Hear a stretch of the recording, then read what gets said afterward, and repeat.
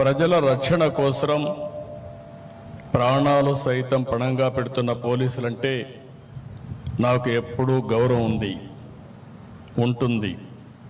మీరు చేసేది కేవలం ఉద్యోగం కాదు, మీరు చేసేది నిస్వార్థ సేవ, దేశం కోసం త్యాగం అని చెప్పి కూడా విజ్ఞప్తి చేస్తున్నాను. లా అండ్ ఆర్డర్, అభివృద్ధి, సమిక్షేమం, ఉపాధి, ఉద్యోగ అవకాశాలు, సుఖ సంతోషాలు, ప్రజలకు భద్రత, ఇవన్నీ కూడా ఒకదానిపైన ఒకటి ముడిపడి ఉన్న అంశాలు. సమాజంలో అలజడులుంటే పెట్టుబడులు రావు. అందుకే నేను ఎప్పుడూ లా అండ్ ఆర్డర్ పైన ఖచ్చితంగా ఉంటాను.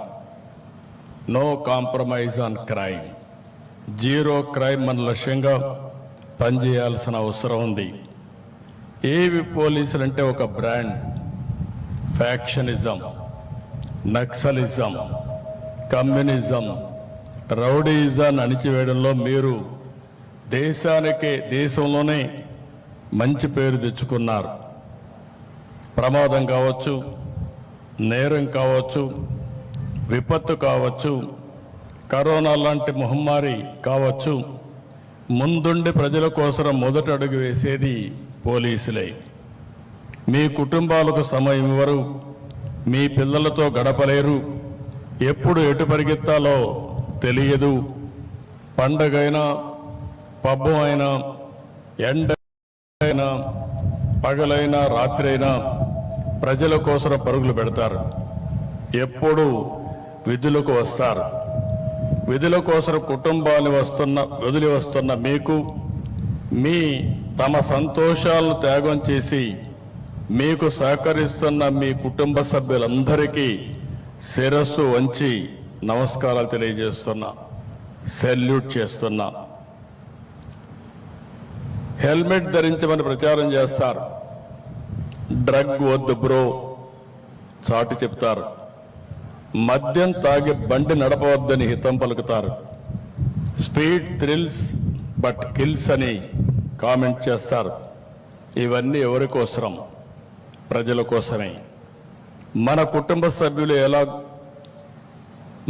మన గురించి ఆలోచిస్తారో ఆ విధంగా ఆలోచించి మన రక్షణ కోసం అనునిత్యం రోడ్డు మీద ఉండే పనిచేసే వాళ్ళు పోలీస్ సోదరులు. అందుకే వారంటే నాకెంతో అభిమానం. పోలీసులంటే కఠినత్వంతో ఉంటారని అనుకుంటారు, కానీ మానవత్వంతో వ్యవహరించేది వాళ్లే. ఏలూరులో జరిగిన సంఘటనగా నాకు గుర్తుంది. ఒక మధ్యతరగతి మహిళ దివ్యాంగురైన తన కూతుర్ని రోజు స్కూల్లో డ్రాప్ చేసి రావడం కోసం కష్టపడి ఒక బైక్ కొనుక్కుంది. కానీ ఎవరో ఆ బైక్ దొంగతనం చేశారు. దీంతో బిడ్డను స్కూలుకు పంపలేక ఆ తల్లి ఎంతో ఆవేదన చెందింది. ఏలూరు పోలీసులు కష్టపడి ఆ దొంగను పట్టుకుని బైక్ తిరిగి ఆమెకి ఇచ్చారు. అప్పుడు ఆ తల్లి ఆనందం చూడాలి. అది నిజమైన పోలీస్ అంటే, అదే నిజమైన మానవత్వం. మొన్న విజయవాడలో పేద పిల్లలు చెప్పులు లేకుండా వెళుతుంటే అక్కడ చూసిన Penamaluru police station head constable Venkataratnam గారు పిల్లలకు అక్కడికక్కడే చెప్పులు కొనిపెట్టి పంపారు. నేను చెప్పేటి మాత్రం కొన్ని ఉదాహరణలే. ఇలా ప్రతి జిల్లాలో, ప్రతి స్టేషన్లో ప్రజల ఆస్తులు కాపాడాలని తపన పడే సిబ్బంది ఉన్నారు. మానవత్వంతో స్పందించే పోలీస్ అధికారులు కూడా ఉన్నారు. నేడు నేరాల తీరు మారుతా ఉంది. క్రిమినల్స్ బాగా అప్డేట్ అవుతున్నారు. మరి వారి ఆట కట్టించాలంటే మీలో మరింత అప్డేట్ వర్షన్ ఉండాలి. అందుకే సాంకేతికంగా పోలీస్ శాఖను బలోపేతం చేస్తున్నాం. సైబర్ నేరాలు, వైట్ కాలర్ నేరాలు పెరిగాయి. సీసీటీవీ కెమెరాలు, డ్రోన్లు, ఫోన్ సిగ్నళ్లు, గూగుల్ టేక్అవుట్స్, ఇలా టెక్నాలజీని విస్తృతంగా ఉపయోగించుకోవాల్సిన అవసరం ఉంది. అప్పుడు ఎటువంటి నేరస్తుడైనా ఈజీగా పట్టుకునే అవకాశం ఉంటుంది. రాష్ట్రంలో ప్రతి 55 కిలోమీటర్లకు ఒక సీసీటీవీ కెమెరా ఏర్పాటు చేస్తున్నాం. ఇది పోలీస్ యంత్రాంగానికి మూడో కన్నులా పనిచేస్తుంది. ఎవరు ఎక్కడ ఏ తప్పు చేసినా రికార్డుగా పట్టుకునే అవకాశం వస్తుంది. టెక్నాలజీకి అనుగుణంగా శిక్షణ, ఆధునాతన పోలీస్ స్టేషన్లు, ఈగల్, శక్తి బృందాల ఏర్పాటుతో రాష్ట్ర పోలీసు వ్యవస్థ ఆదర్శంగా నిలిచింది. డ్రగ్స్, గంజాయి పంటను గుర్తించి ధ్వంసం చేస్తున్నారు. స్మగ్లింగ్ని అరికడుతున్నారు. అడవుల్లో డ్రోన్లు ఎగరేసి ఎర్ర చందనం దొంగలను కట్టడి చేస్తున్నారు. ఈ విషయంలో మిమ్మల్ని అందరినీ అభినందిస్తున్నా. ఈ ప్రిమిసెస్ చూస్తే నేను దగ్గర 16 సంవత్సరాలుగా ఈ ఫంక్షన్కి వస్తున్నాను. ఒకప్పుడు గోషా మహల్కి వెళ్ళేవాళ్ళం. ఈరోజు ఈ ప్రిమిసెస్కి నేను వస్తున్నాను. నేను ఆ రోజు ముఖ్యమంత్రి అవుతానే ఆలోచించింది, ఎక్కడ పోలీస్ డీజీపీ ఆఫీస్ ఉండాలి, అన్నీ ఉండాలని ఆలోచిస్తే నాకు ఆ రోజు కనపడినటువంటి ఏకైక ప్రదేశం ఈ సుందరమైన ప్రదేశం. ఒక పక్క అడవులు, ఒక పక్క నేషనల్ హైవే, అటు విజయవాడ గుంటూరుకు మెయిన్ హైవే కింద ఆ రోజు ఆలోచిస్తే ఈరోజు భారతదేశంలో ఎక్కడా లేనటువంటి బ్రహ్మాండమైన ఆఫీసు ఈరోజు మనకుందంటే దీనికి నేను గర్వపడుతున్నా. పోయినసారి వచ్చినప్పుడు చూశాను, ఇక్కడ మెమోరియల్ తాత్కాలికంగా ఉంది. ఆ రోజు డీజీ గారికి చెప్పాం, ఈరోజు శాశ్వతమైన మెమోరియల్ తయారు చేసి ప్రతి సంవత్సరం నివాళులర్పిస్తున్నామంటే నాకెంతో గర్వకారణంగా ఉంది.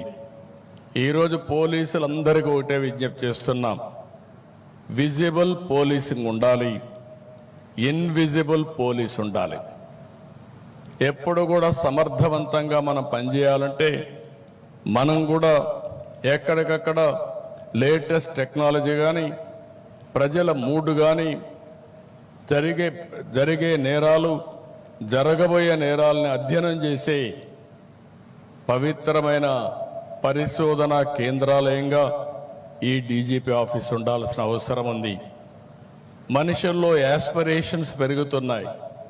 టెక్నాలజీ రోజు రోజుకు బ్రేక్ త్రూస్ వస్తున్నాయి. మనకంటే క్రిమినల్స్ అందరూ కూడా ఎప్పటికప్పుడు అప్డేట్ చేసుకుని, నేరస్తులు కూడా ఈరోజు మీరు చూస్తే చాలా వరకు ఇంటెలిజెంట్ క్రైమ్స్ చేసే పరిస్థితికి వస్తున్నారు. అలాంటి క్రైమ్స్ చేసినప్పుడు వాళ్ళకంటే మనం ఒక అడుగు ముందుంటే తప్ప వాళ్ళని కట్టడి చేయలేమని చెప్పి కూడా నేను మీకు తెలియజేస్తున్నా. ఒకప్పుడు మీరు చూస్తే సిద్ధాంతాల పరంగా ముందుకు పోయేవారు, అదే నక్సలిజం. కొంతమంది స్వార్థం కోసం కమ్యూనలిజం చేసేవారు, ఎక్కడికక్కడ కులాల మధ్య, మతాల మధ్య రెచ్చగొట్టేవారు. ఇంకో పక్క మీరు చూస్తే ఆధిపత్యం కోసం ముఠా నాయకత్వాన్ని ఏర్పాటు చేసేవారు. ఇంకో పక్క డబ్బుల కోసం రౌడీజం చేసి అది ముఠాలుగా తయారై ఓసారి ఇంటర్నేషనల్ ముఠాలుగా కూడా తయారయ్యే పరిస్థితికి వచ్చారు. ఇవన్నీ తుదముట్టించాలంటే పోలీసు వ్యవస్థ సమర్థవంతంగా ఉండాలి. పోలీస్ అంటే భయం ఉండాలి. ఎక్కడికక్కడ ఒక డెమాన్స్ట్రేటివ్గా మనం యాక్ట్ చేయగలిగితే దానిపైన నేరాలు ఆటోమేటిక్గా తగ్గే పరిస్థితి వస్తాయి. అట్లా కాకుండా మనం లీనియంట్గా ఉంటే దానివల్ల ప్రతి ఒక్కరు ఆసరాగా తీసుకొని ఒక నేరమే కాదు నేరాల మయం చేసే పరిస్థితి వస్తుందని చెప్పి కూడా నేను మీకు తెలియజేస్తున్నా. ఇటీవల కాలంలో మనం చూస్తున్నాం, నా అనుభవంతో చెప్తున్నాం, 45 రాజకీయాలు, 48 సంవత్సరాలు, రేపు 28కి మొట్టమొదటి ఎమ్మెల్యేగా అయిన తర్వాత సుదీర్ఘమైనటువంటి రాజకీయ జీవితంలో అనేక సమస్యలు చూశాను. నేను మొదటి నుంచి కూడా ఒకటే ఆలోచిస్తున్నాను, law and order utmost important. నిన్న గూగుల్ పెట్టుబడులు $15 బిలియన్ ఆంధ్రప్రదేశ్కి వచ్చిందంటే, వైజాగ్కి వచ్చిందంటే వారికి ఒక నమ్మకం. ఈ రాష్ట్రంలో లా అండ్ ఆర్డర్ ఉంటుంది, ఈ రాష్ట్రంలో అభివృద్ధి జరుగుతుంది, వారు పెట్టే పెట్టుబడులకు సేఫ్టీ ఉంటుందనే ఉద్దేశంతో అతిపెద్ద పెట్టుబడి ఆర్థిక సంస్కరణలు వచ్చిన తర్వాత మొట్టమొదటిసారిగా $15 billion data centre, artificial intelligence ఖర్చు పెట్టే పరిస్థితికి వస్తున్నారు. ఇది ప్రపంచానికి ఒక హబ్బుగా తయారవుతుంది. ఒకప్పుడు హైదరాబాద్లో హైటెక్ సిటీ, ఐటీతో ప్రారంభించిన నేను ఈరోజు ఆర్టిఫిషియల్ ఇంటెలిజెన్స్, అదే మరిగా డేటా సెంటర్తో, గూగుల్తో విశాఖపట్నం ముందుకు పోయే పరిస్థితి వచ్చింది. ఇవన్నీ ఒక ఎత్తు అయితే, సమాజంలో అశాంతి సృష్టించడానికి కొన్ని రాజకీయ ముసుగులో కూడా కొత్త కొత్త నేరాలు చేసే పరిస్థితికి వస్తున్నారు. నాకెప్పుడూ భయం లేదు. మీ అందరికీ తెలుసు, మీరందరూ త్యాగాలు చేస్తున్నారు. మీరు చేసిన త్యాగాల్లో ముందున్న వ్యక్తి నేను. నా మీద నేను ఎప్పుడు కూడా ఎవరిని కూడా నా జీవితంలో ఎప్పుడు కేసు కూడా పెట్టించుకోలేదు. కానీ రాష్ట్రంలో లా అండ్ ఆర్డర్ మెయింటైన్ చేయాలి, ప్రజలకు భద్రత కల్పించాలి, ఎట్టి పరిస్థితుల్లో ఉపేక్షించకూడదని రాజీ లేని పోరాటం చేశాను. దాని ఫలితమే 2023లో నా మీద 23 క్లేమోర్ మైన్స్ బ్లాస్ట్ చేసే పరిస్థితికి వచ్చారు. అయినా కూడా నేను భయపడలేదు. ప్రాణం అనేది తాత్కాలికం, మనం చేసే పనులు అనేది శాశ్వతం. అలాంటి పనులు చేస్తున్న పోలీసు వ్యవస్థని మరొక్కసారి అభినందిస్తున్నా. అయితే ఈరోజు ఎందుకు ఈ మాట చెప్తున్నానంటే, ఓసారి ఒక దొంగ, ఒక క్రిమినల్, ఒక డెకాయిట్ కొన్ని ప్రాంతాలకే పరిమితం అవుతూ ఉంటారు. కానీ ఈ రాజకీయ కుట్ర అయితే చేసేవాళ్ళు చూస్తే ఫేక్ ప్రచారాలు చేయడం, ప్రజల్ని ఎక్కడికక్కడ ఒక చెడు వాతావరణాన్ని క్రియేట్ చేయడానికి వాళ్ళని ప్రోత్సహించడం, సమాజంలో కులాల మధ్య, మతాల మధ్య చిచ్చు పెట్టే కుట్రలు చేయడం, రాష్ట్రంలో శాంతి భద్రత విఘాతం కలిగించేలా కొన్ని ప్రయత్నాలని, కుట్రల్ని ఒక్కసారి మీ అందరికీ గుర్తు చేస్తున్నా. ఎందుకంటే పోలీసులు చాలా జాగ్రత్తగా ఉండాలి. నేను చూశాను పాస్టర్ ప్రవీణ్ మరణం. ఒక సిస్టమేటిక్గా చేసే పరిస్థితికి వచ్చారు. దాని మీద 2 కుల మతాల మధ్య చిచ్చు పెట్టే ప్రయత్నం చేశారు. దానికి రాజకీయంగా సహకరించే పరిస్థితి, కుట్రబన్నే పరిస్థితికి వచ్చారు. దాన్ని సీసీటీవీ కెమెరాల సాయంతో పోలీసులు ఎస్టాబ్లిష్ చేశాం. అంటే చాలా స్పష్టమైన కేసు. ఒక వ్యక్తి తప్పు చేసి ఎక్కడికక్కడ సీసీటీవీ కెమెరాల్లో ఉండి దాన్ని మతాల మధ్య క్రియేట్ చేయాలనే పరిస్థితికి వచ్చారంటే మనం అందరం గుర్తుపెట్టుకోవాల్సిన అవసరం ఉంది. సకాలంలో పోలీసు వ్యవస్థ యాక్ట్ చేశాం కాబట్టి తీవ్రమైన నష్టాన్ని నివారించగలిగాం. రెండోది, మీరు ఒకసారి చూస్తే మొన్నే జీడి నెల్లూరు వెదురుకుప్పం మండలం అంబేద్కర్ విగ్రహానికి నిప్పుబెట్టి దాని మీద వేరే వాళ్ళపైన నెపవేసి తద్వారా రాజకీయ లబ్ధి, వ్యక్తిగత ప్రయోజనాలు పొందాలని ఆలోచించారు. అక్కడ సీసీటీవీ కెమెరాలు ఇవన్నీ దొరికాయి కాబట్టి ఇమీడియట్గా నివారించగలిగాం. లేకపోతే మీరు గుర్తుపెట్టుకోవాల్సింది, దాన్ని ఒక నేషనల్ ఇష్యూగా అంబేద్కర్ పైన ఈ రాష్ట్ర ప్రభుత్వమే ఇలాంటి డ్యామేజ్ చేస్తుందని చెప్పాలని కుట్ర చేసే పరిస్థితికి వచ్చారు. మొన్నే మీరు చూశారు, గుంటూరు పోయినప్పుడు కారు కింద మన పోలీసులే అక్కడ డ్రైవర్లు, అదే మరి మనమే సెక్యూరిటీ. ఆ కారు కింద చనిపోతే ఆ కుట్ర మానవత్వంతో ఎవరైనా సరే చేయాల్సింది హాస్పిటల్కి అడ్మిట్ చేయాలి. వీళ్ళు తీసి పొదల్లో బారేసి వెళితే అక్కడుండే పోలీసులు అంబులెన్స్ పిలిచి తర్వాత హాస్పిటల్కి పంపిస్తే అప్పటికే లేటే మధ్యలో చనిపోతే మరుసటి రోజు చనిపోయిన వ్యక్తి భార్యని పిలిపించి అంబులెన్స్లో ఉండే సిబ్బంది, ఈ ప్రభుత్వమే, ఈ పోలీసు వ్యవస్థనే అతను చంపేశారని స్టేట్మెంట్ ఇప్పించే పరిస్థితికి వచ్చారు. ఇవి కొన్ని కుట్రలో భాగాలు. ఇలాంటి చాలా సంఘటనలు చూశాను. మొన్ననే కల్తీ మద్యం వచ్చింది. ఈ ప్రభుత్వం ఒకటే చెప్పాను, చాలా స్పష్టమైన ఆదేశాలు ఇచ్చాను. ఎవడు ఎక్కడ తప్పు చేసినా, దోషి ఎక్కడున్నా, ఏ పార్టీ వాడైనా ఎవడైనా సరే యాక్షన్ తీసుకోవాలని చాలా స్పష్టంగా చెప్పాను.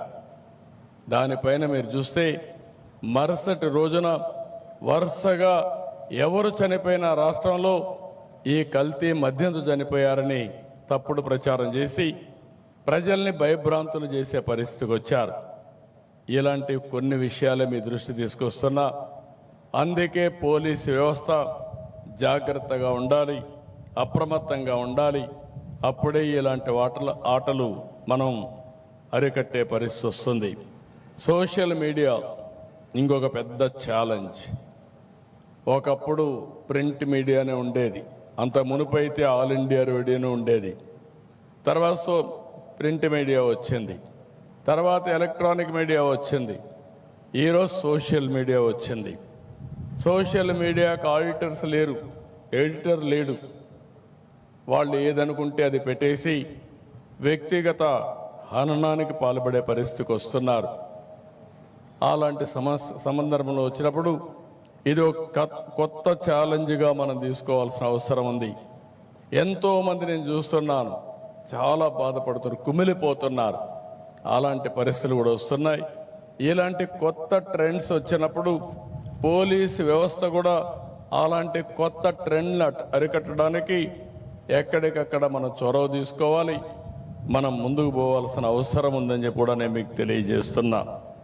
అందుకే ఈరోజు మిమ్మల్ని అందరినీ కోరేది, పోలీసులకు పూర్తి స్వేచ్ఛనిచ్చాం. మీరు కఠినంగా ఉండండి. లా అండ్ ఆర్డర్ కంటే ఏది ముఖ్యం కాదు.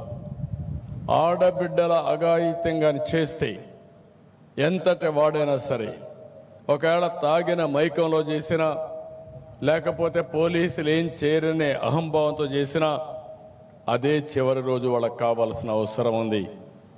అప్పుడే ఇలాంటి మనం కంట్రోల్ చేస్తామని చెప్పి కూడా నేను మీకు తెలియజేస్తున్నా. మీరు ప్రభుత్వానికి, ప్రజలకు అండగా ఉండండి. మేము మీకు, మీ కుటుంబాలకు మద్దతుగా నిలుస్తాం. మీ కుటుంబ సభ్యుల వైద్య సేవకు మీకోసం 16 నెలల్లో 33 కోట్ల రూపాయలు ఖర్చు పెట్టాం. గ్రూప్ పర్సనల్ యాక్సిడెంట్ ఇన్సూరెన్స్ గత ప్రభుత్వం నిలిపేస్తే మళ్ళీ దాన్ని పునరుద్ధరించాం. కానిస్టేబుల్ నుంచి డీజీపీ వరకు ప్రతి ఒక్కరికి 20 లక్షల నుంచి 45 లక్షల వరకు ఉచిత బీమా కవరేజ్ ఇస్తున్నాం. మరణించిన 171 మంది పోలీసులకు బీమా కింద 23 కోట్లు అందించాం. 2266 మంది పోలీస్ పిల్లలకు మెరిట్ మెమోరియల్ స్కాలర్షిప్ల కోసం 5 కోట్లు ఇచ్చాం. రాష్ట్రంలోని 22 పోలీస్ క్యాంటీన్లకు 4,70,00,000 రూపాయలు మంజూరు చేశాం. గత ఏడాదిగా ట్రావెల్ అలయన్స్ కానీ, surrender leaves, additional surrender leaves, ఇంకా ఇతర బిల్లులు చెల్లించేందుకు 320 కోట్లు కేటాయించాం.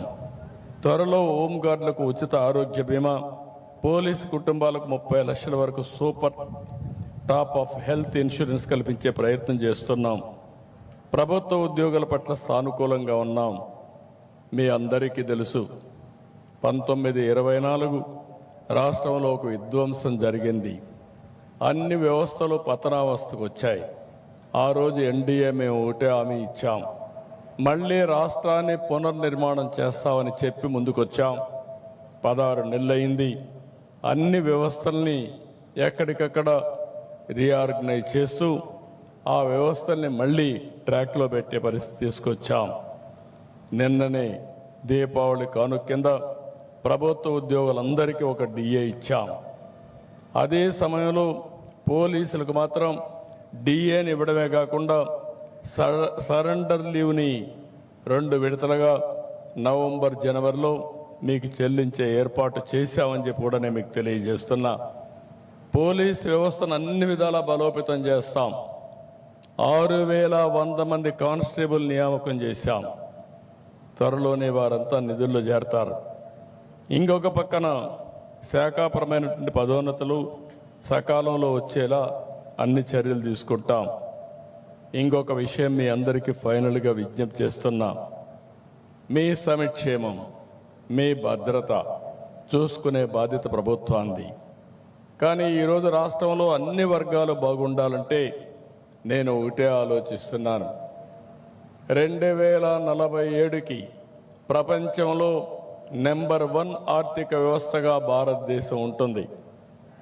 అదే సమయంలో ఆంధ్ర రాష్ట్రం భారతదేశంలో నెంబర్ 1గా చేసుకునే బాధ్యత మన పైన ఉంది. అదే హెల్తీ, వెల్తీ, హ్యాపీ సొసైటీ. దీనికోసం లా అండ్ ఆర్డర్ చాలా ముఖ్యం. భద్రత ఉంటేనే ఇవన్నీ సాధ్యం. ఆస్తి భద్రత కానీ, లేకపోతే వ్యక్తిగత భద్రత కానీ, సమాజ భద్రత కానీ చాలా ముఖ్యం అని చెప్పి కూడా నేను మీకు తెలియజేసుకుంటూ, మరొక్కసారి ఈరోజు ఇక్కడికి వచ్చినప్పుడు అనిపిస్తుంది, one of the best premises. ఇక్కడ ఉండి ట్రైనింగ్ తీసుకున్నా, పనిచేసిన, లేకుంటే ఒక మంచి ప్రదేశంలో ఒక డీజీపీ ఆఫీస్ ఇక్కడికి వచ్చిందంటే, పోలీస్ ప్రెమిసెస్ వచ్చిందంటే, పోలీస్ హెడ్ క్వార్టర్స్ ఇక్కడ ఉందంటే చాలా సంతోషం. అయితే ఇలాంటి బ్రహ్మాండమైన ప్రదేశంలో ఆధునీకరణతో మీరు ముందుకు పోవాల్సిన అవసరం ఉంది. ఒకప్పుడు నేను మిమ్మల్ని అందరినీ శారీరకంగా కూడా బాగా తయారు చేసుకుంటూ, మీరు ఒకసారి చూస్తే నూతనమైన పాలసీలను తీసుకొచ్చినప్పుడు గ్రే హౌండ్స్ కానీ ఇలాంటి వ్యవస్థల్ని చాలా పటిష్టంగా తయారు చేశాం. ఎవరైనా సరే రౌడీ అనేవాడు మన గ్రే హౌండ్స్ చూస్తే భయపడే పరిస్థితి తీసుకొచ్చాం. ఎవరైనా యాంటీ సోషల్ ఎలిమెంట్స్ ఉంటే అలాంటి వారందరూ కూడా గుండెల్లో రైళ్లు పరిగెత్తించే పరిస్థితి తీసుకొచ్చాం. ఈరోజు మనం ఆలోచించాల్సింది, భారతదేశంలోనే ఏది జరిగినా ఆంధ్రప్రదేశ్తో ప్రారంభమవుతుంది. అలాంటి ఆంధ్రప్రదేశ్ రాష్ట్రంలో మిమ్మల్ని అందరినీ నేను కోరేది, టెక్నాలజీలో ముందుకుండాలి. సైబర్ సెక్యూరిటీ, సైబర్ నేరాలు చేయాలంటే భయపడే పరిస్థితి రావాలి. సంఘ విద్రోహ శక్తుల పట్ల అప్రమత్తంగా ఉండడమే కాదు, గుండెల్లో రైళ్లు పరిగెత్తించే పరిస్థితి పోలీసు వ్యవస్థ ఉండాల్సిందిగా కోరుకుంటూ, మీరు ఇవి చేయండి.